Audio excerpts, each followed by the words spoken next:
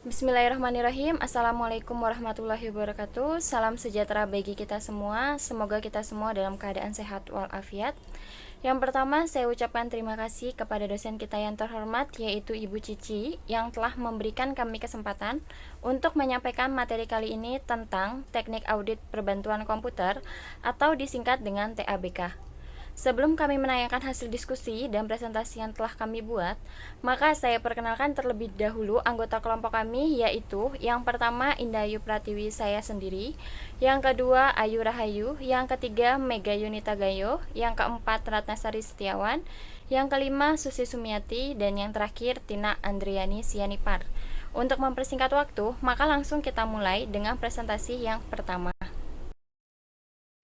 Sebelum kita masuk dalam pokok bahasan, sebaiknya kita mengetahui dulu nih pendahuluan dari makalah ini itu apa sih? Saat ini, teknologi merupakan hal yang sangat berpengaruh dalam berbagai aspek kehidupan, termasuk dalam bidang perekonomian. Oleh karena itu, hal ini berpengaruh pada dunia akuntansi, khususnya auditing. Kantor akuntan publik yang salah satu kegiatannya memberikan pelayanan di bidang jasa audit, tentunya juga menyadari bahwa peranan komputer akan membantu meningkatkan kinerja auditor dalam melakukan tugasnya. Teknik audit berbantuan komputer yang dimaksud di sini adalah program audit yang dihasilkan komputer sampai kemampuan software audit dalam melakukan pengujian seluruh, sehingga TABK memudahkan dalam hal analisa serta dapat meningkatkan efektivitas dan efisiensi waktu, biaya, dan juga sumber daya manusia. Lalu di slide selanjutnya ada tentang pengertian TABK. TABK itu apa sih? TABK adalah sebagai pengguna peranti dan teknik untuk mengaudit aplikasi komputer serta mengambil dan menganalisa data. Sedangkan menurut pendapat lain, TABK merupakan alat yang membantu pemeriksa dalam mencapai tujuan pemeriksaan, mengacu pada dua komponen teknologi informasi, yaitu data dan program sistem. Tujuan dari TABK adalah memberikan opini dan fairness dan kesesuaian sistem akuntansi dengan standar akuntansi keuangan. Di slide selanjutnya ada fungsi TABK. Apa aja sih fungsi TABK? Fungsi TABK yang pertama, mengakses berbagai jenis file atau data elektronik dan melakukan berbagai operasi untuk mengujinya secara komprehensif sehingga dapat mendeteksi fraud atau kecurangan. Fungsi yang kedua, menguji program diantaranya adalah review program, pembandingan kode, dan simulasi paralel sebagai alat bantu pemeriksa pekerjaan yang berkaitan dengan auditor. Baik, selanjutnya di sini saya akan menjelaskan apa saja keuntungan dari teknik audit perbantuan komputer dan alat apa saja yang ada di dalam teknik audit perbantuan komputer untuk menguji pengendalian. Adapun keuntungan menggunakan teknik audit perbantuan komputer antara lain: yang pertama, untuk database yang berisikan ribuan transaksi yang tidak mungkin dilakukan dengan cara manual, maka teknik audit berbantuan komputer sangat membantu untuk mengolah data. Yang kedua, teknik audit berbantuan komputer mampu memeriksa 100% seluruh transaksi dalam sebuah database. Yang ketiga, teknik audit berbantuan komputer mampu memberikan informasi untuk analisis data dan melihat profil data. Dan yang keempat, waktu untuk proses audit akan lebih cepat dengan bantuan teknik audit berbantuan komputer. Sebagai gambaran bagaimana pengendalian aplikasi dapat diuji, terdapat 5 alat yang ada di dalam teknik audit berbantuan komputer untuk menguji pengendaliannya, yaitu yang pertama ada metode data uji, kedua evaluasi kasus dasar, ketiga penelusuran, empat fasilitas uji terintegrasi, dan yang kelima simulasi paralel. Yang pertama, saya akan menjelaskan apa itu metode data uji. Metode data uji digunakan untuk membentuk integritas aplikasi melalui pemrosesan rangkaian data input yang dibuat khusus melalui aplikasi produksi yang sedang dikaji. Hasil dari tiap pengujian akan dibandingkan dengan berbagai perkiraan yang telah ditetapkan untuk menghasilkan evaluasi yang objektif atas logika aplikasi dan efektivitas pengendaliannya. Berbagai transaksi uji, data dimasukkan ke dalam sistem melalui pita magnetis, disk, atau terminal input. Hasil dari prosedur pengujian tersebut akan berbentuk laporan output rutin, catatan transaksi, dan laporan kesalahan. Selain itu, auditor tersebut harus mengkaji file master yang diperbaharui untuk menetapkan apakah saldo akun telah diperbaharui dengan benar. Hasil pengujian tersebut kemudian dibandingkan dengan hasil yang diperkirakan auditor untuk menentukan apakah aplikasi terkait telah berfungsi dengan benar. Dan di sini ada gambaran teknik data uji di mana hasil yang telah diperkirakan itu berasal dari auditor membuat transaksi uji, file measure, uji data, serta perkiraan hasilnya. Setelah itu, prosedur pengujian, maka auditor membandingkan hasil uji dengan hasil yang telah diperkirakan. Yang kedua itu ada evaluasi sistem kasus dasar. Ketika rangkaian data uji yang digunakan bersifat komprehensif, teknik ini disebut sebagai evaluasi sistem kasus dasar. Dilakukan dengan serangkaian data yang berisi semua kemungkinan jenis transaksi. Semua transaksi ini akan diproses melalui berbagai iterasi berulang-ulang selama pengujian pengembangan sistem hingga didapat hasil yang konsisten dan valid. Yang ketiga ada penelusuran. Jenis teknik data uji lainnya yang disebut dengan penelusuran akan melakukan penjelajahan elektronik melalui logika internal. Aplikasi terkait prosedur penelusuran melibatkan 3 tahap. Yang pertama, aplikasi yang dikaji harus melalui kompilasi khusus untuk mengaktifkan pilihan penelusuran. Yang kedua, transaksi tertentu atau berbagai jenis transaksi dibuat sebagai data uji. Dan yang ketiga, transaksi data uji ditelusuri melalui semua tahap pemrosesan program dan dibuat sebuah catatan atas semua perintah program yang dijalankan selama pengujian tersebut. Alat yang ada di dalam teknik audit berbantuan komputer untuk menguji pengendalian berikutnya akan dilanjutkan oleh Mega Yunita Gayo. Perkenalkan, nama saya Mega Yunita Gayo. Saya akan melanjutkan untuk pembahasan yang telah diberikan Saudari Ayu, dan di sini saya akan membahas tentang Integrated Test Facilities atau ITF. Nah, untuk pengertian dari ITF itu tersendiri adalah teknik otomatis yang memungkinkan auditor menguji logika aplikasi dan pengendaliannya dalam masa operasi normal. Nah, biasanya ini basis data dari ITF ini berisi tentang dummy atau berbagai record file master uji yang diintegrasikan dengan berbagai record yang sah. Nah, beberapa perusahaan ini biasanya membuat perusahaan dummy di mana berbagai transaksinya nanti akan diuji dan disatukan ke dalam produksi dan kemudian diproses untuk dibandingkan dengan beberapa file dari perusahaan dummy tersebut. Nah, untuk kelebihan dari ITF ini tersendiri, biasanya ITF ini memerlukan sedikit keahlian untuk teknisi komputer, dan yang kedua, karena bersamaan dengan proses reguler biasanya biayanya cukup rendah, dan yang ketiga dapat dilakukan secara mendadak sehingga dapat mencegah terjadinya fraud atau curangnya dari fasilitas ini tersendiri. Nah, untuk kekurangan itu tersendiri, bisanya ini banyak potensinya terjadi kerusakan file data perusahaan karena dari data uji tersebut. Nah, untuk ITF ini tidak secara material berpengaruh terhadap laporan keuangan karena tidak secara benar dari transaksi yang ada sesungguhnya. Nah, untuk pembahasan yang kedua adalah parallel simulation atau simulasi paralel. Nah, untuk teknik simulasi paralel ini dilakukan secara paralel dan dilaksanakan dengan klien data dan auditor software. Maksudnya apa sih? Nah, jadi ini maksudnya adalah pelaksanaan dan pemeriksaan ini dilakukan terhadap data sesungguhnya dengan audit yang sudah di-copy dan diproses dengan software atau bahkan dari komputer auditor itu tersendiri. Nah, untuk keunggulannya itu tersendiri adalah teknik ini memeriksa akurasi pemrosesan dari program aplikasinya itu tersendiri. Dan yang kedua, ada auditor menggunakan data klien yang sebenar-benarnya. Yang ketiga, ada memungkinkan auditor bekerja secara terpisah dari personel kliennya nanti sehingga dia tuh mengauditnya lebih fleksibel.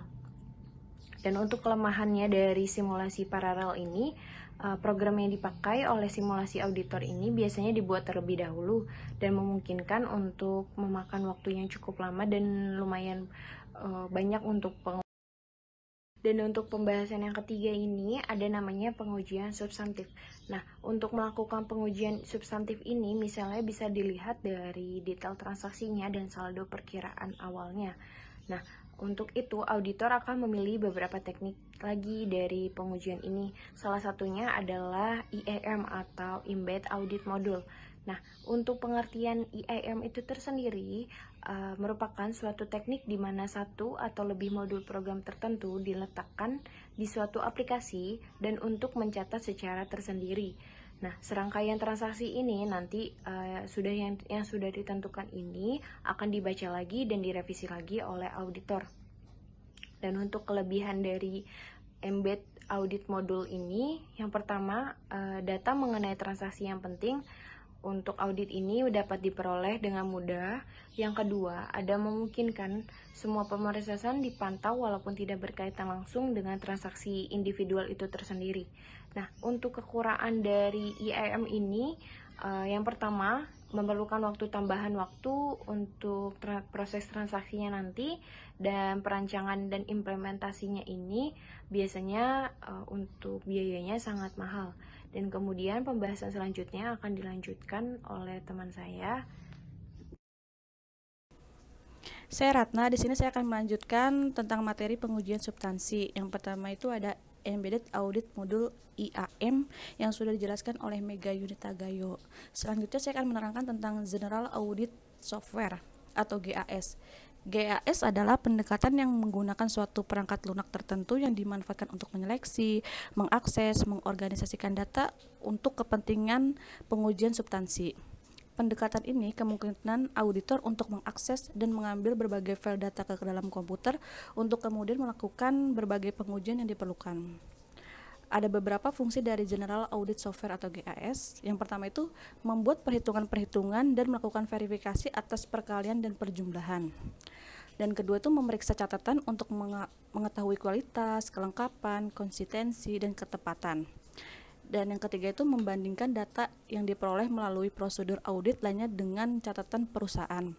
Dapat pula dibandingkan data-data file yang terpisah, dan masih banyak lagi fungsi dari General Audit Software. Ada juga nih keuntungan dari audit menggunakan General Audit Software atau GAS. Yang pertama itu dapat mencegah kerusakan data akibat pengeditan ataupun penghapusan. Dan yang kedua itu penghematan biaya dan tenaga atau efisien dalam audit, terutama audit pada perusahaan besar dengan sampel audit yang sangat banyak.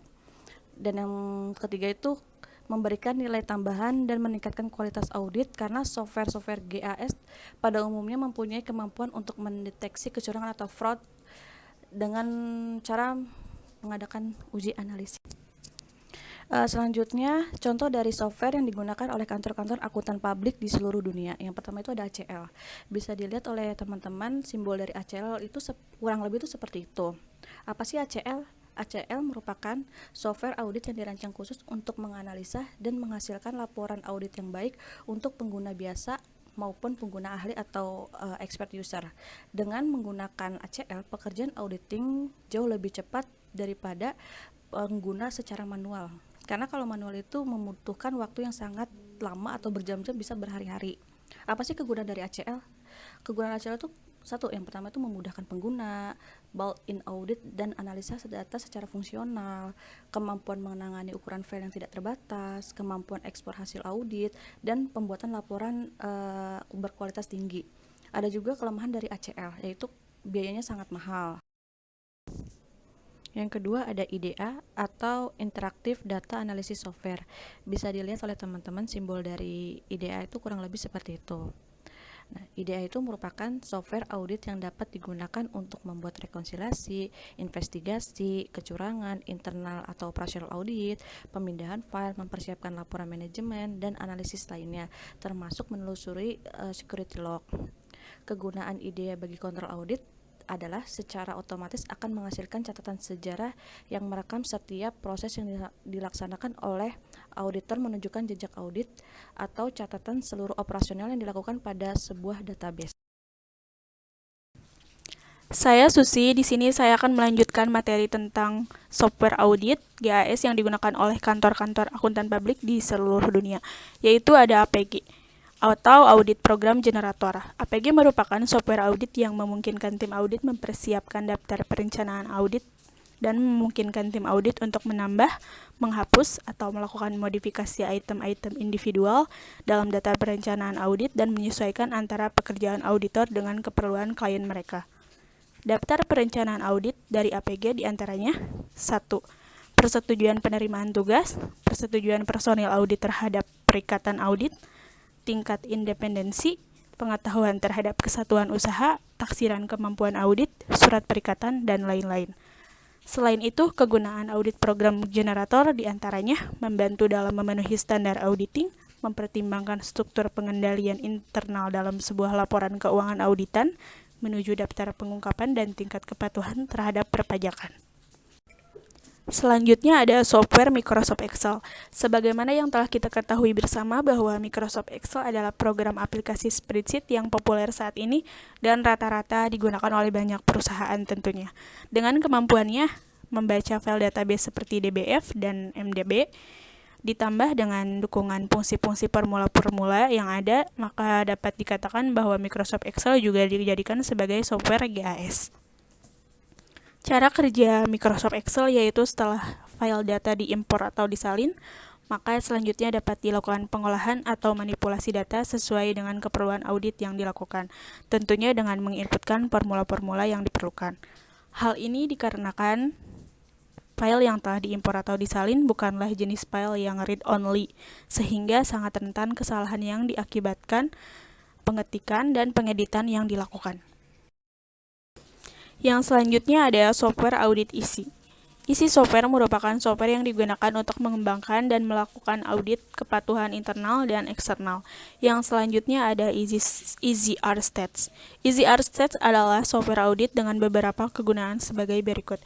Yang pertama ada mengidentifikasi duplikasi, selisih-selisih, jumlah populasi, klasifikasi data, menentukan ukuran sampel, menentukan persentil atau kuartil, menentukan histogram, dan lain-lain.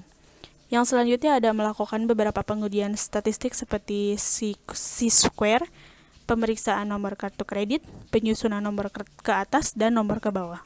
Yang selanjutnya juga ada menghasilkan grafik histogram, garis tren, grafik Pareto, dan lain-lain. Terima kasih. Halo, nama saya Tina. Saya akan melanjutkan poin-poin dari software audit GAS yang digunakan oleh kantor-kantor akuntan publik di seluruh dunia. Selanjutnya poin 7. Ada QSAQ. Software ini digunakan untuk menjadwalkan mengelola analisis dan mengadakan internal audit, penilaian, pengujian, dan pemeriksaan. Software ini didesain untuk mengorganisasikan, melangsungkan, mendokumentasikan, dan melaporkan dalam internal audit dan eksternal audit. Selanjutnya ada di poin 8, Random Audit Assistant. Audit Assistant ini adalah software untuk mendapatkan sampel audit yang valid dari batasan audit yang telah diterapkan. Di poin ke-9, ada RAT Stats, adalah paket software statistik yang didesain untuk membantu auditor dalam menetapkan sampel audit secara acak dan mengevaluasi hasilnya. Di poin ke-10, Auto Audit, software ini merupakan sistem informasi audit yang berintegrasi. Software ini memungkinkan departemen audit untuk menyelesaikan pekerjaan mereka dalam satu database. Dengan fasilitas untuk menafsirkan risiko, perencanaan, penjadwalan, kertas kerja, dan lainnya, maka menggunakan software ini merupakan pilihan yang tepat untuk mengelola sebuah departemen audit. Dalam pemilihan software, kita harus memahami tips-tips sebagai berikut. Yang pertama, kita harus memikirkan apa sih kebutuhan kita. Lalu yang kedua, kita harus memperhatikan fiturnya. Fungsi apa yang biasa dilakukan dengan software tersebut. Ketiga, perkembangan software. Berapa kali software tersebut update versi yang terbaru. Lalu yang terakhir, pemberian garansi dalam kurun waktu tertentu. Berikutnya studi kasus. Kami akan menjelaskan dua studi kasus, ada PT Bank Negara Indonesia dan PT Segar Dingin. Yang pertama, saya akan jabarkan dulu PT BNI. Studi kasus ini diambil pada PT Bank Negara Indonesia yang telah menerapkan suatu sistem komputer dengan teknologi yang canggih. Dengan kondisi tersebut, penulis juga menggunakan audit software agar prosedur audit dapat dijalankan secara efektif dan efisien. Secara kebetulan, Bank BNI sendiri belum menggunakan audit software dalam proses auditnya, sehingga studi kasus dengan ini dapat memberikan contoh bagaimana penerapan audit software dalam praktek perbankan.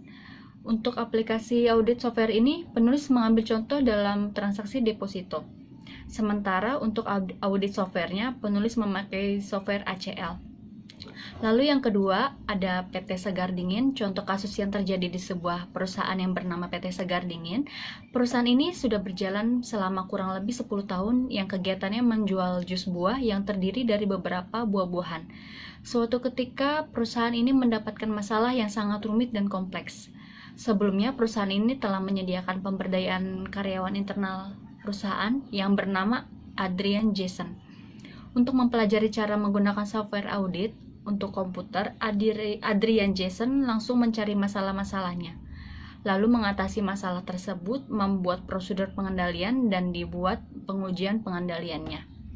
Masalah-masalah tersebut diantaranya yaitu akses yang tidak sah pada program komputer, sehingga website pada perusahaan yang digunakan untuk berhubungan dengan pihak eksternal perusahaan seperti customer dan masyarakat tidak dapat dibuka. Sekian presentasi dari kami. Terima kasih atas perhatian teman-teman dalam mengikuti presentasi kali ini. Semoga dengan presentasi ini dapat menambah wawasan untuk kita semua. Sekian dan terima kasih. Wassalamualaikum warahmatullahi wabarakatuh.